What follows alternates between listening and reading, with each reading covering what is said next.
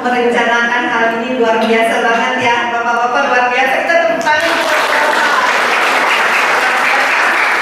Baik, sebelumnya saya juga memperkenalkan diri. Mungkin sudah tahu nama saya Liliana Tina Yustika, sering kali dipanggil nama Lili. Saya asli dari Papua. Ya, jadi saya sudah putih, sudah di baiklin. Jadi tidak seperti Agus ya. Dia belum baiklin, nanti dia pulang dia baiklin putih seperti saya. Baik, pada malam hari ini saya bukan mau pewartaan yang seperti biasa, tapi seperti sharing aja bagaimana kita sebagai seorang ibu. Saya akan ambil dari Amsal 31 ayatnya panjang sekali, tapi nanti saya akan dipercepat. Ayat 10 sampai dengan 31 saya akan baca dan saya akan coba mengupas satu persatu. Pujian untuk istri yang cakap. Tapi sebelum saya mulai ini, udah dulu berpasangan belum? Belum. Katanya jangan pasangan. Pasangan tadi. Gak boleh jauh dari pasangan ya. Aduh. Ya udah, karena udah jauh jadi udah. Oke, baik. Oke, saya akan mulai. Baik. Ayat yang 10. Istri yang cakap, siapa yang dapat menemukannya? Ia jauh lebih berharga daripada permata.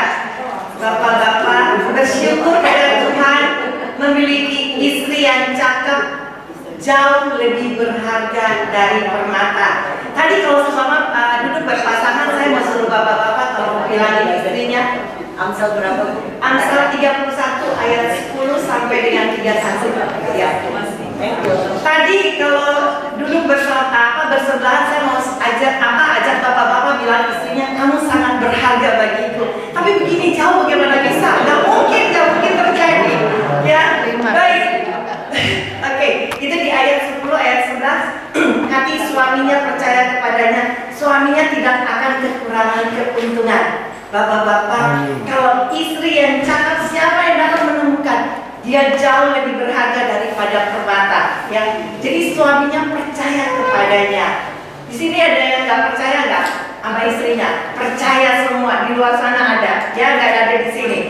Oke, ayat 12. Ia berbuat baik kepada suaminya dan tidak berbuat jahat.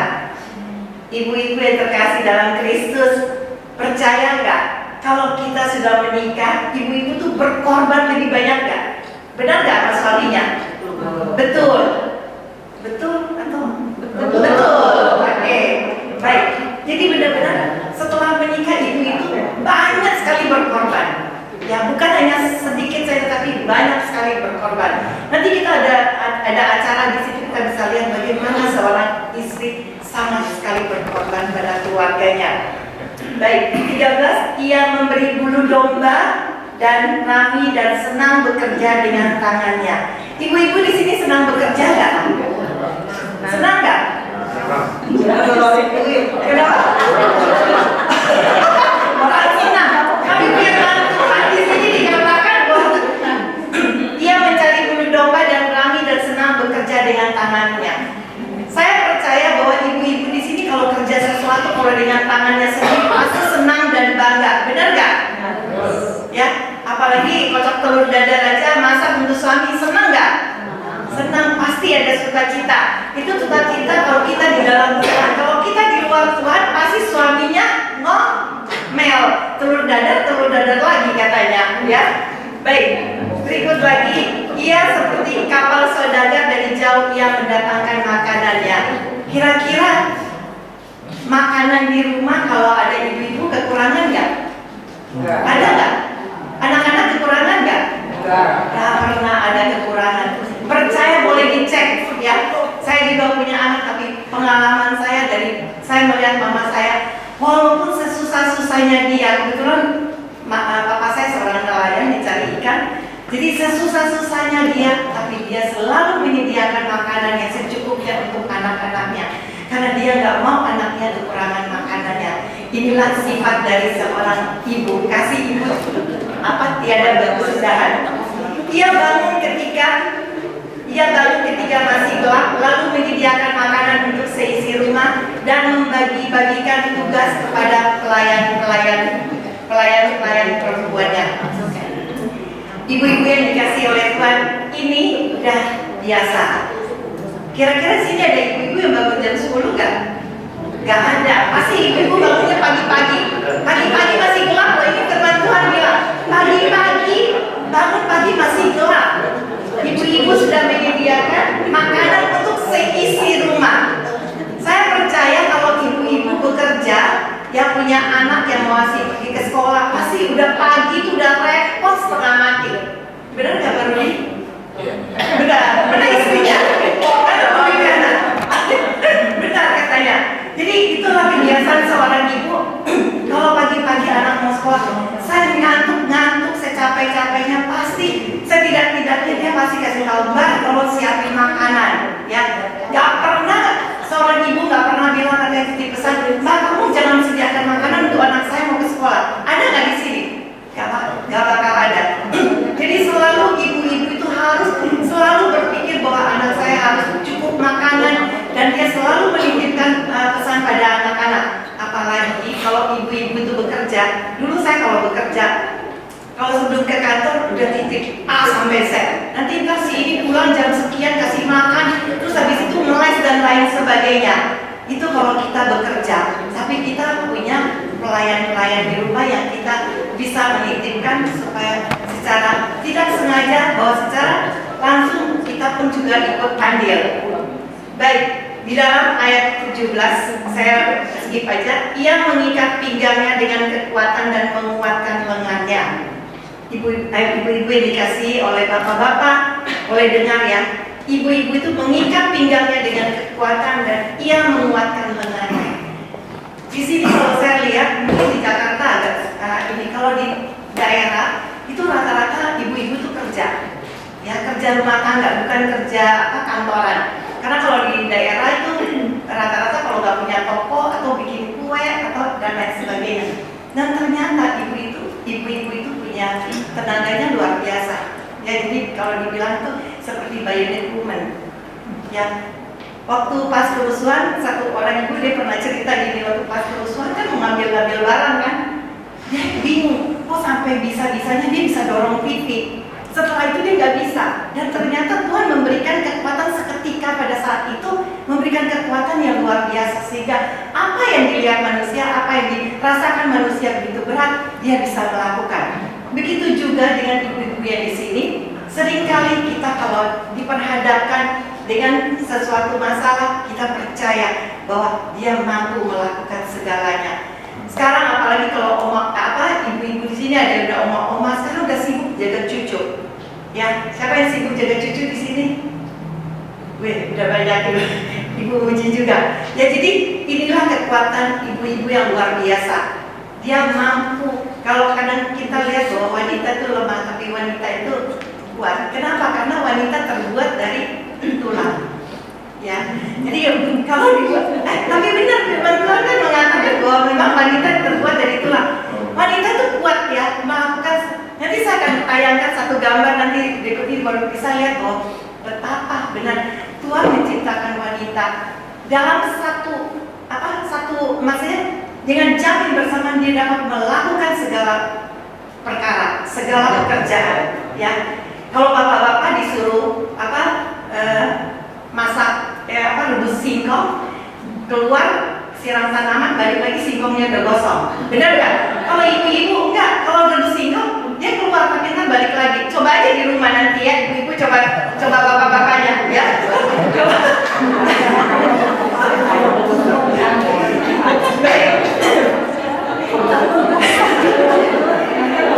Baik, saya diskreditkan bapak-bapak ya. Kan hari ibu berkuasa hari ini. Baik, saya masuk di ayat 20. Ia memberikan tangannya kepada yang tertindas, mengulurkan tangannya kepada yang miskin. Ibu-ibu rata-rata punya hati yang penuh kasih, penuh belas kasih. Ya, jadi seringkali kalau ada kayaknya punya kepekaan, punya kerasa banget, ya bantu orang ini, bantu ini, seperti itu hati ibu-ibu ya. Hati ibu. Jadi hati ibu-ibu itu bukan dari batu, tapi hati kasih daripada Tuhan. Baik, berikut lagi. Ia tidak khawatir akan seisi rumahnya ketika salju turun karena seluruh isi rumahnya berpakaian lengkap. Yang tadi saya katakan di ayat 15 bahwa dia sudah mempersiapkan semuanya. Jadi kalau lagi hujan, mungkin di sini kan nggak ada salju. Kalau di luar negeri kan ada salju. Mau nggak mau harus siapkan makanan. Benar nggak Bu Kiki? Ya, kalau orang tinggal luar negeri gitu, salju nggak mungkin pergi keluar beli makanan, nggak mungkin. Ya pasti harus menyediakan ini. Itulah tugas ibu-ibu, selalu menyediakan segalanya di dalam rumah sehingga bapak-bapaknya jadi subur. Ya, jadi tapi di sini nggak ada, di luar sana bapak-bapaknya jadi lebar. Baik, so saya lompat-lompat saja karena kita di sini masih ada acara. Ia membuat permadani bagai dirinya, linen halus dan kain untuk pakaiannya. Ibu-ibu yang dikasih oleh Tuhan, kalau sekarang kita kalau wanita-wanita, kalau ibu-ibu mau beli baju kan udah bisa beli ya. Kalau dulu-dulu orang selalu buat baju sendiri, benar gak Bu? Ya, kalau kita lihat oma-oma kita dulu semua baju, semua itu dijahit sendiri. Bahkan kalau kayak buat rajutan, buat sendiri untuk anaknya untuk pakai. Jadi benar-benar firman Tuhan mengatakan bahwa ia membuat permadani bagi diri. Jadi apapun dia lakukan zaman dahulu. Ya kalau sekarang kan pasti udah ada baju yang bagus, kita tinggal beli. Baik, di dalam ayat 23, suaminya dikenal di pintu gerbang ketika duduk bersama para tuan-tuan negeri. Kalau bapak-bapak kumpul sama para bapak-bapak, lihat kalau istrinya luar biasa menyediakan makanan, istrinya takut akan Tuhan, pasti orang itu melihat, wah hebat sekali nih istrinya. Itu merupakan suatu kebanggaan bagi suaminya. Baik, di ayat 24 dikatakan ia membuat pakaian dari linen dan menjualnya, ia menyediakan ikat pinggang kepada pedagang. Kekuatan dan kehormatan menjadi pakaiannya, ia tertawa tentang hari depan. Nah, sekarang saya mau tanya ibu-ibu. Ibu-ibu selama kehidupan pernah nggak nangis? Pernah kan? Ya, tapi kekuatan kita ketika kita bisa menangis, Tuhan mengembalikan kekuatan yang berlipat ganda. Benar nggak? Amin. Ya, karena dia sudah merasakan bagaimana susahnya pada saat dia melahirkan, pada saat dia mengandung, dan banyak persoalan yang dia hadapi. Kalau mungkin sekarang kan zaman sekarang kan udah berbeda. Kalau orang dulu tuh harus kerja sendiri. Bahkan kalau mama bilang habis lahiran aja harus udah cuci baju sendiri. Kenapa? Karena kan nggak ada orang. Ya jadi itu luar biasa banget kalau kita bilang itulah kehidupan para wanita zaman dulu. Tapi zaman sekarang sudah berbeda. Ya, oke. Dan ibu-ibu itu sebenarnya seringkali di dalam hatinya itu sedih, tapi selalu tertawa, selalu tersenyum. Ya, karena dia tahu janji Tuhan adalah hari esok yang cemerlang. Ya, kalau kita di dalam Tuhan kita percaya bahwa hari ini boleh kita hadapi, hari ini kita boleh lalui, tapi hari esok janji Tuhan ya dan amin. Tuhan selalu memberikan kita hari yang penuh kasih daripada Dia. Karena Tuhan tidak pernah berjanji hidup kita tidak akan berduri, tapi Dia selalu berjanji Dia akan menyertai kita sampai akhir zaman. Itulah firman Tuhan yang menjanjikan pada kita untuk ibu-ibu. Walaupun pada saat ini mungkin hidup kita banyak masalah dan mungkin masalah dengan keluarga dan anak-anak, tapi kita percaya bahwa Tuhan sedang merendah dalam kehidupan kita. Ya, baik, di dalam ayat 26, ia membuka mulutnya dengan hikmat, ajaran kasih ada di lidahnya. Firman Tuhan ini mengatakan, ini khusus untuk wanita ya. Firman Tuhan mengatakan bahwa ia membuka mulutnya dengan hikmat, ajaran kasih setia ada di lidahnya. Tuhan menaruh kasih setianya, hikmat pada bibir seorang istri. Jadi apa yang dia perkatakan sungguh menjadi hikmat bagi siapapun juga. Baik, berikut lagi, ia mengawasi segala urusan rumah tangganya, makanan kemalasan tidak dimakannya. Jadi inilah ciri khas dari wanita. Ya, segala urusan, ya, segala urusannya, rumah tangganya, makanan, ibu-ibu tuh nggak ada yang malas. Ya, kalau saya di rumah, saya kalau ditanya daripada saya tidur siang, mendingan saya melakukan sesuatu. Kan ada orang kan, ya udah daripada ngapa-ngapain saya tidur siang, tapi setiap orang pasti beda-beda ya. Ada yang bilang, oh ya lebih baik saya melakukan sesuatu daripada saya tidur. Jadi itulah ciri khas dari wanita. Jadi malas-malasnya itu dia udah geserkan, dia buang jauh-jauh. Anak-anaknya bangun dan menyebutnya berbahagia, suami pun memuji dia.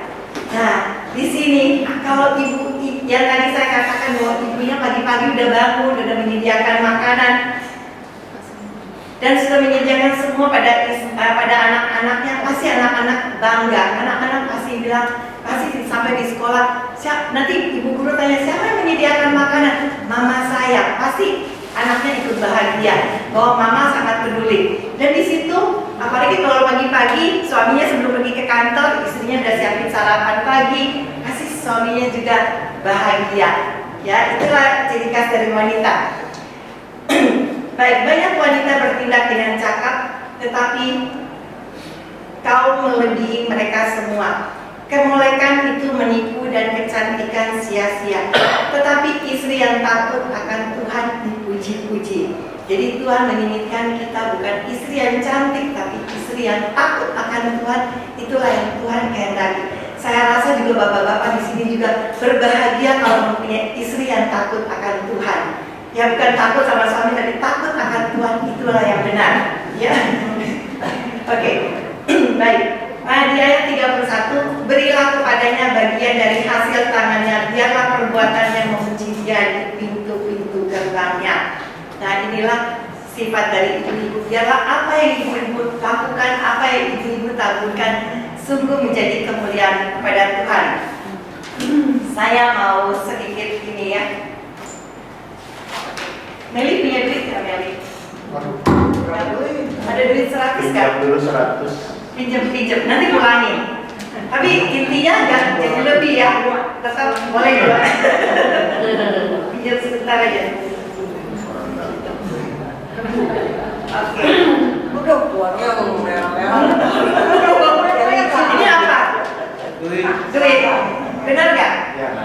Ini penyakit wanita. Saya mau baca. Tapi saya alami loh, saya alami. Mungkin ibu-ibu di sini nggak alami, tapi kalau saya tanya beberapa teman, iya benar juga ya. Jadi kalau wanita kalau udah ketemu dia bilang gini, wanita itu nggak lemah kalau nggak ada laki-laki di sampingnya. Tapi wanita itu lemah kalau tanpa ini. Benar nggak? Ya. Terus kalau tanpa ini, wanita itu bingung, bisa sakit kepala, bahkan otak rasanya mau copot katanya. Ini semacam survei aja ya mengatakan bahwa wanita seperti itu. Tapi mungkin nggak semua lah. Iya benar, saya ya, jadi memang ini duit ini nggak akan dibawa mati. Tapi kalau nggak ada ini, Sama. ya saya mati. Oke.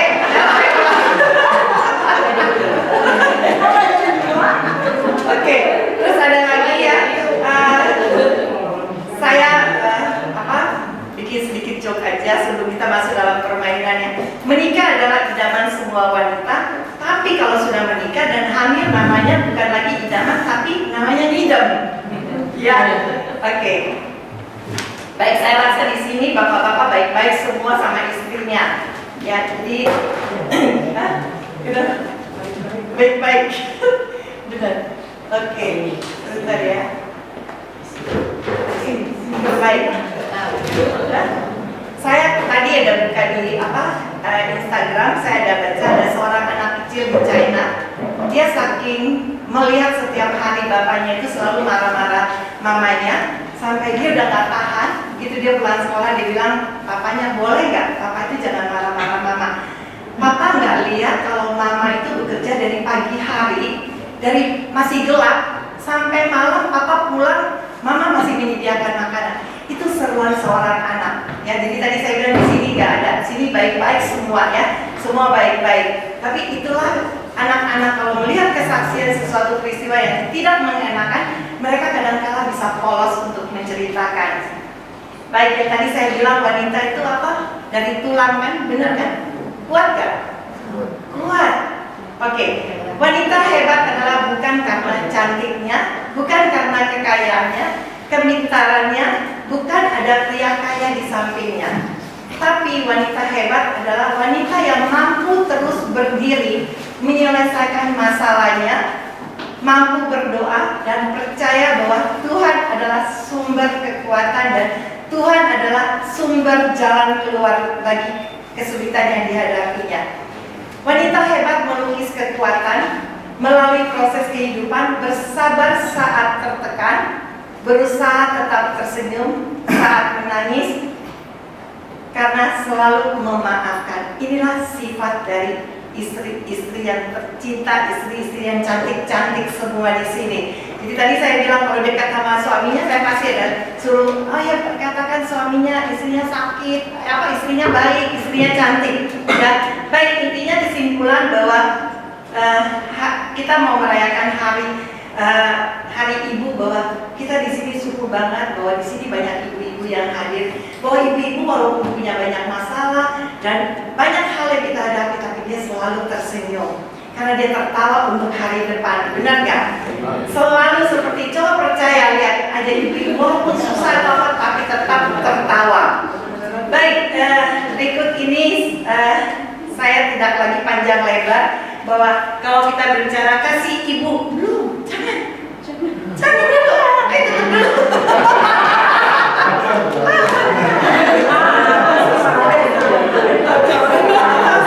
Aku sudah cepet-cepet aja. Jadi kasih ibu tidak berkesudahan kalau kita bilang benar juga ya. Jadi kasih seorang ibu sepanjang masa, tapi kasih seorang anak terhadap orang tua sepanjang jalan, sepanjang waktu. Itu kenyataan yang memang terjadi. Jadi kita percaya bahwa kita punya anak, kita dititipkan oleh Tuhan, bahwa kita tetap harus merawat dia, dan kita harus berbangga pada istri kita, bahwa kita harus berbangga bahwa istri kita sudah melahirkan anak-anak, sudah membesarkan anak-anak di dalam kasih Tuhan. Itu yang perlu kita banggakan, bahwa ibu-ibu ini bukan dari tanah tapi dari tulang. Jadi ibu-ibu itu sangat kuat sekali. Ya, baik, itu saja sharing singkat dari saya tidak panjang-panjang karena kita masih punya acara, jadi jangan pulang ya, masih ada acara banyak. Baik, saya akan mengundang Agus ke depan. Nanti Agus, entar.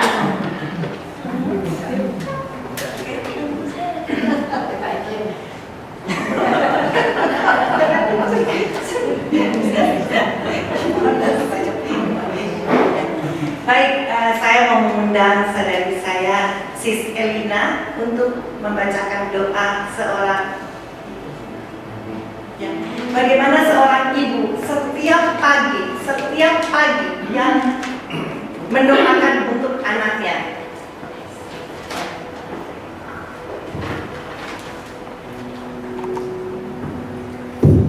Doa seorang ibu.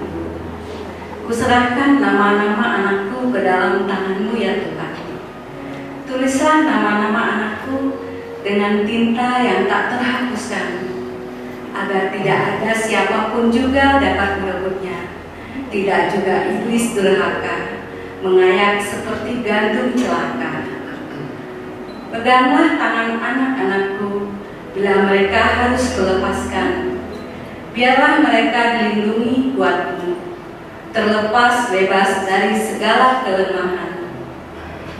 Tuhan, Kau tahu betapa hebatnya dunia membenci mereka dengan sewenang-wenang. Jagalah jangan sampai mereka tenggelam dalam gelombang cobaan dunia yang kejam. Aku tak minta agar anak-anakku bebas lepas dari setiap penderitaan. Hanya kuminta keberanian dan daya tahan bagi mereka dalam ketakutan dan kesepian. Biarlah di dalam nama-Mu mereka beroleh perlindungan dalam satu ikatan yang tak terputuskan. Jangan biarkanlah mereka terasing daripada-Mu Tuhan, melainkan akrab setia pada-Mu sepanjang kehidupan. Kuserahkan nama-nama anakku ke dalam tangan-Mu ya Tuhan. Amin.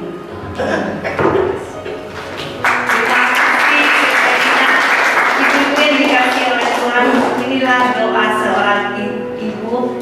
Setiap pagi kita kita panjatkan doa ini. Nanti saya akan bagikan ada doa seorang ibu. Jadi semua dapat kartunya. Jadi nanti setiap pagi kita mulai belajar menyerahkan anak-anak pada Tuhan.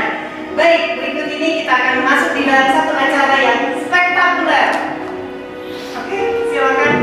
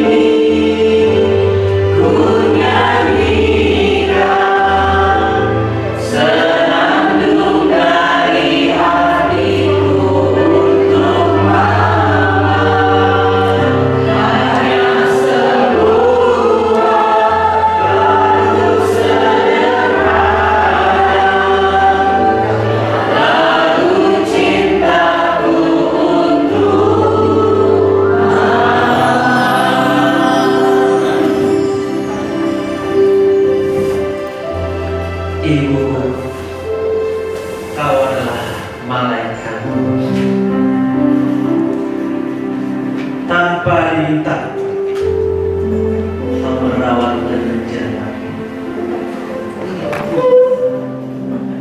Dengan setulus hati kau membesarkanku. Tanpamu tiadalah ibuku. Cintamu seluas jagat raya yang tiada tara. Kasihmu sepanjang masa, hatimu lembut bagai benang sutra. Perjuanganmu sungguh sempurna. Ibuku, terima kasih telah memberikan kehidupan di dunia ini.